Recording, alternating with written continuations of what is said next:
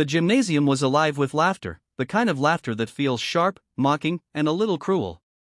A row of teenagers sat at the back of the bleachers, nudging one another as they whispered and pointed toward the unassuming man in the front row. John Neely Kennedy, a quiet figure who rarely drew attention, had just been called to the stage.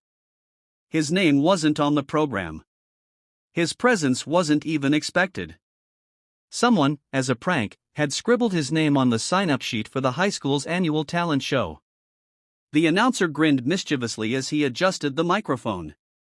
"Ladies and gentlemen, give a round of applause for John Kennedy." The laughter spread like wildfire, echoing through the gym. No one expected a performance worth remembering. No one expected anything at all, except maybe a little embarrassment to fuel the gossip mill for the week. But John, dressed simply in a worn blazer and boots that had seen better days, rose slowly from his seat. His wife, seated nearby, gave him a worried glance. She knew how cruel people could be. She also knew something the audience didn't: John had a voice that could silence a storm. When he stepped onto the stage, the laughter grew louder. Some kids even clapped mockingly, their smirks daring him to go through with it. He stood by the microphone, his hand resting against the stand, and for a moment, he looked like he might back down.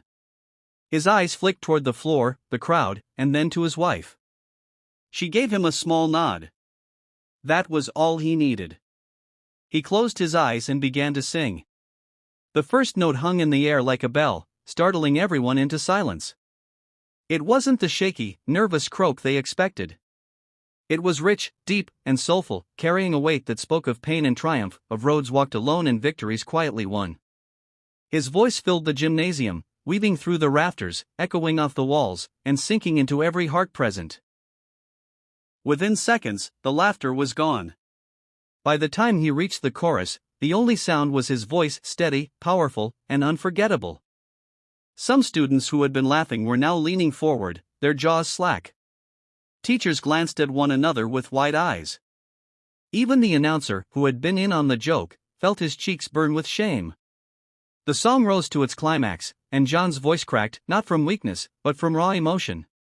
He wasn't just singing notes. He was telling a story, pouring out pieces of himself that he had guarded for years.